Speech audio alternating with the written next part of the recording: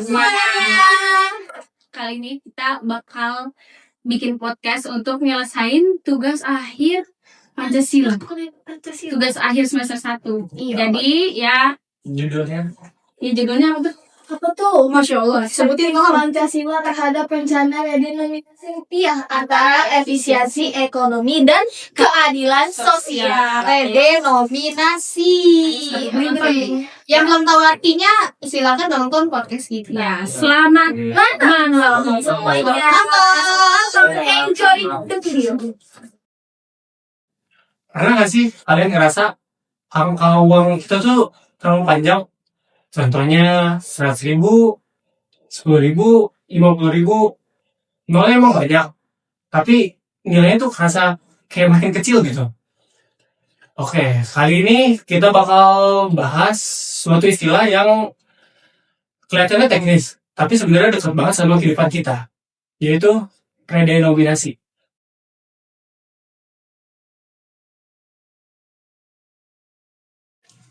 Oke, perkenalkan nama gue Junius Isanali, biasa dipanggil Junius. Nah, hari ini gue gak bahas sendiri, gue ada temen gue untuk bantu gue ngebahas ini. Ya, silakan.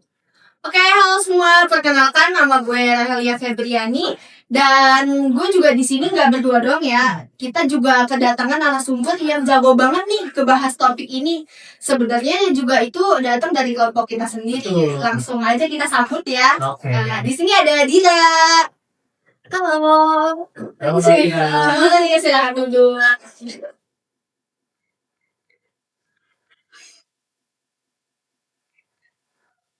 Oke, boleh dikenalin diri dulu. Boleh dong.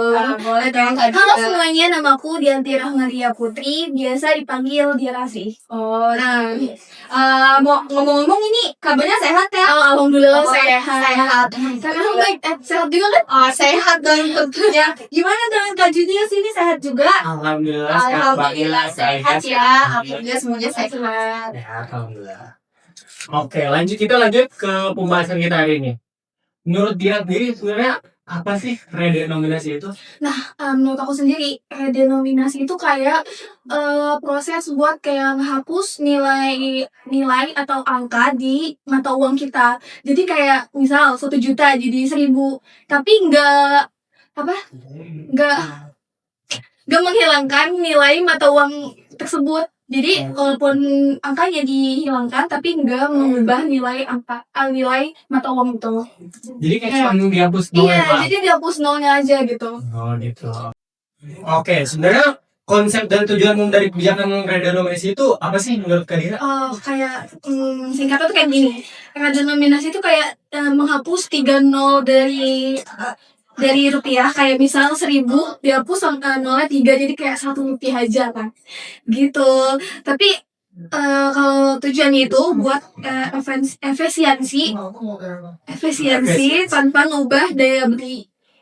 Jadi walaupun nolnya dihapus, nggak ngubah daya beli kita gitu. Jadi nanti masyarakat, misal kayak penjual-penjual gitu, bisa menyesuaikan harga. Jadi dari 1.000 misal diubah jadi 1 rupiah gitu.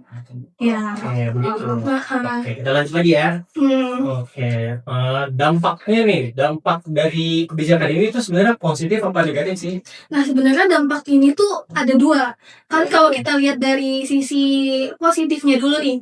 Jadi lebih efisiensi, terus jadi lebih transaksinya jadi lebih cepat, terus pembukuan tuh jadi lebih gampang karena nol-nolnya kan jadi hilang kan. Ya. Nah, kalau dari sisi negatifnya itu bisa terjadi inflasi nih. Kalau misalkan nggak dikoordinasi dengan baik, terus nggak direncanakan dengan baik dan panjang, itu bakal ada resiko terjadi inflasi. Iya. Jadi positifnya tuh sebenarnya buat anak buah mungkin enak tuh ya. Iya, enak, jadi kalau pada hilang gitu. Benar banget, jadi gampang. Iya. Tapi kalau negatifnya sendiri bisa bikin inflasi. Iya, terus kalau nggak dikoordinasi sama masyarakat juga, masyarakat bisa bingung kan. Iya, kayak gitu sih. Oke, kita lanjut lagi pertanyaan 3. bagaimana sebenarnya gimana kesiapan masyarakat dan pemerintah sendiri terhadap kebijakan ini? Oh, kalau dari pemerintah tuh udah nyiapin rancangan ini dari tahun ini kan. Iya. Cuman niatnya tuh bakal disahkan tuh di tahun 2027. Iya, jadi biar punya persiapan yang matang. Tapi walaupun udah disahkan di 2027, implementasinya tuh bakal disesuaikan sampai tahun 2035. Wah, panjang banget kan? Panjang banget. Iya, soalnya kalau lihat dari pengalaman negara lain, kayak biar nggak terjadi inflasi balik lagi. Kalau misalkan implementasinya dalam waktu dekat itu bakal banyak banget resiko negatifnya sih. Benar. Iya. Kayak kurang siapan banget. Iya, jadi kayak ya kita nggak siap nih negara kita buat di redenominasi ini. Oke, selanjutnya kita juga kedatangan narasumber yang jago nih ngebahas tentang Aku tuh topik guys. ini. Oh, temennya Iya, ya. temen aku tuh. Ngebahas tentang topik redenominasi Jago banget dan alias nilai-nilai Pancasila. Langsung aja kali ya kita sambut. aja. Ada Delila di sini. Oke, Delila silakan masuk.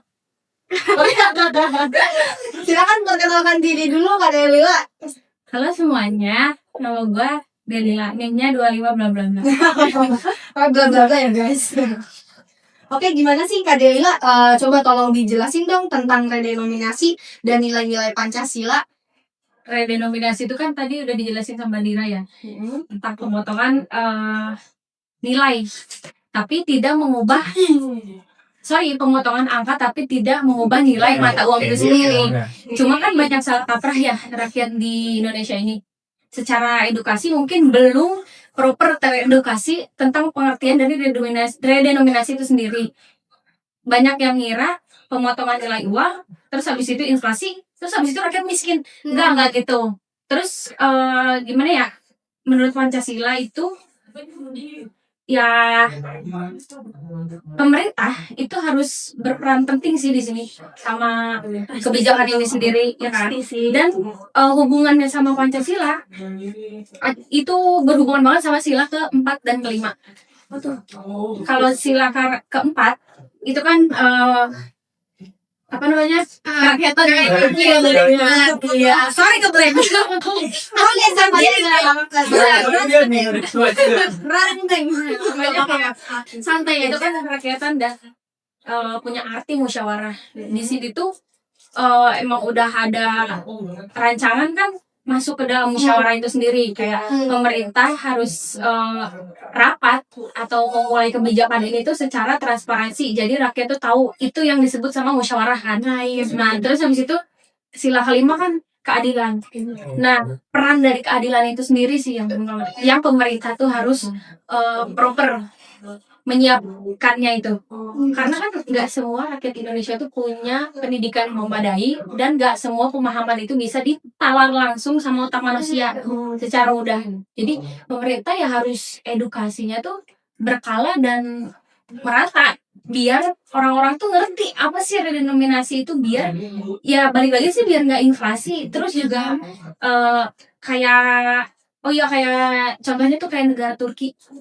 Gimana tuh, Mbak? Jadi negara Turki itu dulu sempat tahun berapa ya namanya? Iya, 1995 kayaknya. Iya ya. Nggak tahu deh. Iya, Lupa. Ini Turki. Ya pokoknya negara Turki tuh dulu pernah ada sistem redenominasi ini dan persiapannya itu ya selama 7 tahun. Jadi mereka nyiapinnya tuh proper sampai akhirnya itu berhasil sampai sekarang. Dan juga di Indonesia tuh dulu pernah tahun 1965 ya, kayaknya tadi Tokyo bukan tahun lalu ya. Indonesia udah nyoba. Iya. Indonesia tuh pernah juga tahun 65. Cuma karena situasinya tuh nggak memungkinkan karena ekonomi lagi turun banget, terus sama gejolak politik tahun 65 terjadi pembantaian G30 SPKI. Jadi pemerintah tuh ya kasarnya tuh bingung gitu mau ngurusinnya kemana dulu gitu. Jadi ya udah bebenah satu-satu, akhirnya nggak jadi. Itu gagal diterapin tuh ya. Iya, gagal diterapin. Kan baru mau diterapin lagi sekarang. Iya, sama kebijakan dan terobosan baru dari Menteri kita Bapak Purbaya izin. Mantap juga ya. Iya. Iya. Jadi rencana Bapak Purbaya sendiri juga kan disosialisasi dulu kan dari tahun 2026 sampai tahun 2027. Baru nanti diimplementasikan sampai tahun 2035. Dilihat nih apakah bisa area dan bebas ini berhasil atau enggak di negara kita. Iya, jadi kan nyambung juga sama nilai sila Pancasila yang keempat, yaitu musyawarah. Iya. Nah, kebijakan ini tuh sebenarnya nggak bisa nggak bisa dipaksa kalau misalkan rakyat sendiri banyak yang nggak siap. Iya. Karena karena kan suatu negara kesiapan suatu negara itu tergantung dari rakyat. Jadi kebijakan, kalau ada kebijakan dan ada kritik, itu seharusnya ditanggapi bukan dibungkam. Karena kalau tetap aja kalau misalkan ada ada kebijakan baru, rakyat nggak ngerti buat apa. Iya, bener sih. Buat apa juga ya? Iya. Yang nggak paham gitu buat Iya. apa? Masa juga ada jalan terus akhirnya kan hal doang. Iya. Bisa-bisa gagal nanti. Iya, karena hasil akhir kalau kayak gitu, hasil akhirnya cuma nguntungin para elit dan merugikan rakyat. Karena kan ya gimana ya, kalau hubungannya soal uang, semua butuh uang. Itu ya sih. Siapa yang nggak butuh uang di dunia ini, guys? Oke Kak Delila, kira-kira apa sih tantangan dari tersebut gitu? Ada tantangannya atau Dan enggak? kebijakan ini gitu. Iya. Dari kebijakan ini ya. Tantangannya penglihatan saya dari kacamata saya sendiri, walaupun sekarang nggak pakai kacamata. Ketinggalan sih. Iya. Yang pertama itu sekarang Pak Purbaya masih ngurusin kayak saham-saham kayak IASG itu masih diurusin sama Pak Purbaya, dan banyak lagi kepentingan tentang keuangan yang masih diurusin nih sekarang. Jadi kayaknya belum terlalu disorot ya tentang masalah ini. Terus gimana ya, kita kan kalau mau bikin kebijakan ini tuh butuh elit-elit atau akademisi yang ngerti, akademisi ekonomi yang ngerti soal ini gitu. Nah, sedangkan akademisinya tuh sekarang ya belum kelihatan, belum muncul aja ke permukaan untuk ngebahas ini bersama-sama sama rakyat sih tentunya. Terus sama pengawasannya untuk sekarang kurang ketat. Kita nggak tahu, mungkin kedepannya bakal lebih diketatkan lagi atau lebih lebih disorot lagi, kita nggak tahu ya. Semoga sih. Terus belum ada perlindungan ke rakyat itu sendiri sih sekarang. Jadi rakyat tuh masih menerka-nerka, belum ada kejelasan. Iya, jadi apa enggak nih ya. Jadi kerangkanya tuh belum kelihatan di kacamata rakyat. Jadi rakyat masih kayak apa sih sih gitu. Bahasa gitu ya. Ada ujung-ujungnya ya balik lagi edukasi. Betul. Edukasi pemeranan Asia, betul. Karena kan Indonesia juga gak semuanya di kota, apalagi yang di pelosok-pelosok belum mengerti. Itu harus diperhatikan juga yang belum mengerti sama soalan ini. Iya. Oke, gitu ya. Jadi sekiranya ini kan kita dari tadi udah membahas tentang redenominasi dan nilai-nilai Pancasila. Semoga kalian ngerti tentang penjelasannya, karena ini Kak Dira dan Delila ini udah ngejelasinnya, masya Allah ya.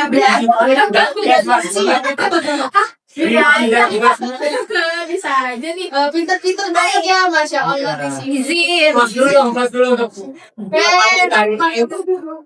Bangunnya di sini keren-keren banget. keren banget, masya Allah. Emang udah.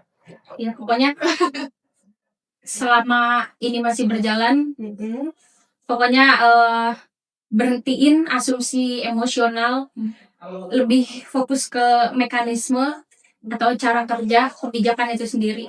Jangan telan mentah-mentah dan jangan sebar yang emang belum pasti. Udah itu aja sih. Guys. Jangan sebanyak hoax tuh. Prioritaskan transparansi. Anjay. Keren banget. Nanti ditip gitu ya. Gak apa-apa lah.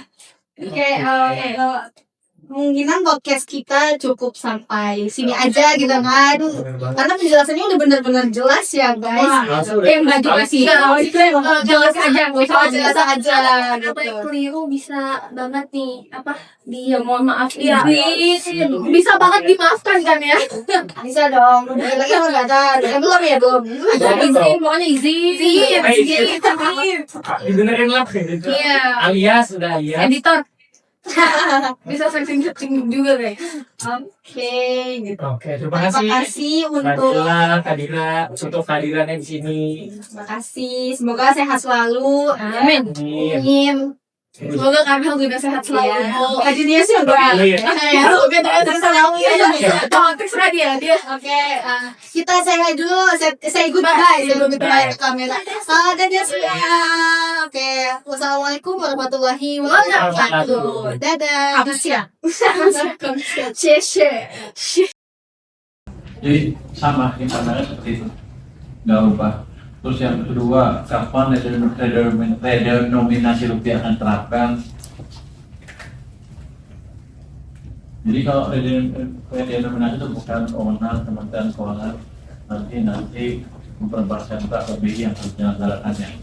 Itu LJPMK karena memang sudah masuk prolegnas yang kemenangan 2025-2029 yang disetujui oleh DPR sama BI, jadi kan yang harus di situ aja. Kalau nanti yang strategi Anda apa? Saya nggak tahu. Kalau saya juga akan menjalankan itu.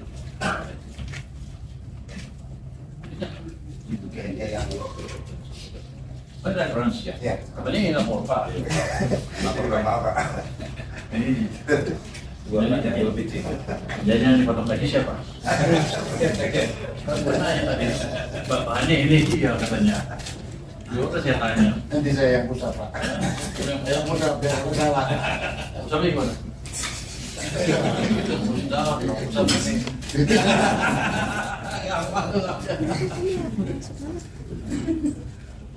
Jadi kembali tadi ke apa ya?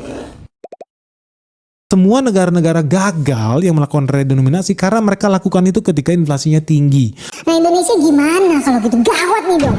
Karena Banyak ahli S3, profesor ekonomi S4 pada bilang redenominasi ini bahaya buat negara kita. Padahal gue udah jelaskan berulang-ulang redenominasi sangat baik bagi perekonomian kita. Dan mereka berulang kali ambil contoh Zimbabwe tanpa pernah tahu apa kejadian di Zimbabwe si tolol-tolol itu. Tapi ya udahlah, itulah namanya media peliharaan George Soros ya. Sudah harus begitu karena mulutnya mangap dikasih makan sama asing. Tapi kalau kita lihat Indonesia gimana? Indonesia apakah berada di posisi yang sama dengan Zimbabwe? Inflasi jutaan persen. Atau Venezuela, inflasi sampai ribuan persen? Ternyata tidak. Berdasarkan data di Bank Indonesia bulan Oktober 2025, inflasi kita itu hanya 2,86%. Yang artinya ya ini masih aman untuk lakukan redenominasi, bahkan timingnya pas. Karena inflasinya di bawah 10% dan stabil di angka 2%-an terus guys. Nah ingat, negara yang gagal ketika mereka melakukan redenominasi di saat inflasinya double digit lebih. Puluhan persen, ratusan persen, ribuan, bahkan jutaan persen. Makanya teman-teman jangan takut dengan yang namanya redenominasi. Dan teman-teman gua garansi Purbaya makin banyak musuhnya karena semua koruptor ketakutan di luar sana. Pelaku shadow ekonomi, judi online, takut. Prostitusi, takut. Pedagang obat-obatan terlarang, miras ilegal, semua bisnis-bisnis ilegal itu pada ketakutan sama Purbaya karena mereka sekarang udah nggak bisa lagi tenang-tenang aja nyimpen duit di belakang kasur, di belakang tembok, di bawah tanah. Aduh, panik mereka dan dia akan lakukan segala cara buat bayar media-media peliharaan ini. Profesor-profesor yang hobinya makan duit sogok. Kenapa? Karena mereka pengen negara kita tetap korup, tetap hancur. Mereka nggak pengen ekonomi kita naik 8% guys. Padahal udah gue bilang ribuan triliun bisa masuk ke perekonomian kita ketika redenominasi ini dijalankan. Nah tapi gue mau kasih sedikit tips gimana caranya supaya redenominasi ini bisa bagus. Lu pasti lihat pasti akan terjadi banyak pergeseran duit ilegal itu pindah belanja emas, belanja lain sebagainya. Nggak apa-apa, biarin aja, ada caranya juga. Gimana kita tanggulangin itu? Gimana Pak? Pertama, ketika orang buat transaksi di atas 10 gram emas, nanti tinggal bikin aturan wajib sertakan NPWP. Jadi kalau lu mau beli emas silakan 1000 kilo pun 1 ton pun nggak ada masalah. Tapi mana NPWP-nya? Lu mau jual di atas 10 gram, mana NPWP lu? Lu mau beli di atas 10 gram, mana NPWP lu? Wih, ngeri dong Pak. Ya nggak apa-apa, biar kedeteksi. Kalau duitnya duit haram, kedeteksi. Tapi kalau duitnya legal, ngapain takut lu harus nyetor NPWP? Ya dong, zaman sekarang lu mau ambil motor aja cuman harga 10 juta lu pakai NPWP kok. Masa lu mau beli emas, jual beli emas ratusan juta miliaran nggak pakai NPWP? Nggak masuk akal lu. Jadi dari sini pemerintah juga bisa nge-track, biarin aja mereka. Terus gimana Pak nanti kalau ada yang dipindahin duitnya dari bawah tanah dipindahin ke kripto? Gampang, justru malah lebih enak. Karena bisa di-track. Ada caranya, ada, nanti gue kasih tau tipsnya. Tapi pertanyaan gue buat teman-teman semua, lu setuju nggak redenominasi dilakukan di Indonesia dengan segala keuntungan yang gue bilang tadi? Atau mendingan kita ikutin kata ekonom-ekonom pinter itu aja? Gak usah redenominasi, bodoh, ngapain, nanti inflasi, nanti jadi Zimbabwe. Lu percaya nggak sama mereka? Lu lebih pilih kayak mereka, duit itu ngendon aja, biar kering duit sekarang. Karena banyak koruptor tuh banyak menyedot ya duit dari negara kita. Tapi dibalikin lagi ke dalam sistem ekonomi, enggak. Lu lebih setuju begitu? Ikutin kata profesor-profesor ahli ekonomi itu? Atau lu lebih setuju dengan Benix? Redenominasi ini harga mati harus kita jalankan. Terus yang paling penting menurut kalian ya, apa sih keunggulan dan kenapa redenominasi ini harus kita jalankan sekarang juga secepat-cepatnya? Boleh nggak kasih saran, share di bawah ini? Alasan kamu, kenapa kamu setuju redenominasi dilakukan secepat-cepatnya? Jadi misalnya, redominasi ini pernah dilakukan oleh siapa? Brazil, Argentina berulang-ulang. Saya ingin mengatakan, Brazil dan Argentina, dia melakukan ini tidak lepas ketika mereka terkena krisis Amerika Latin. Tahun 80 yang terkait gagal bayar surat utang. Jadi, mau ngomongnya cuman menyederhanakan nilai, nolnya kebanyakan, tapi yang mengakibatkan nol itu nambah, itu akibat krisis, Mas. Inflasi, hiperinflasi itu kan. Akibat inflasi. Jadi kita tidak bisa pungkiri bahwa kenapa nolnya jadi banyak itu, ya karena inflasi. Kenapa nolnya di pasar uang, nilai tukar rupiahnya menjadi nolnya banyak, Vietnam juga jadi banyak, bahkan Zimbabwe lah yang kalau kita mau ekstrim jadi banyak, ya itu karena persoalan inflasi. Jadi ketika kita memotong nol itu sebetulnya kan tetap saja, Mas, menyelesaikan persoalan yang ditimpakan oleh yang namanya inflasi di masa lalu.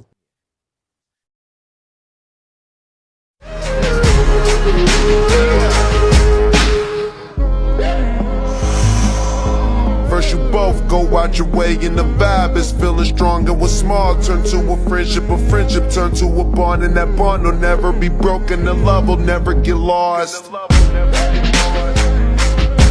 And when brotherhood come first, then the line will never be crossed. Established it on our own when that line had to be drawn, and that line is what we reach, so remember me when I'm gone. How can we not talk about family when family's all that we got? Everything I went through, you were standing there by my side, and now you gon' be with me for the last ride. Let the light guide your way. Yeah. Hold every memory as you go, and every road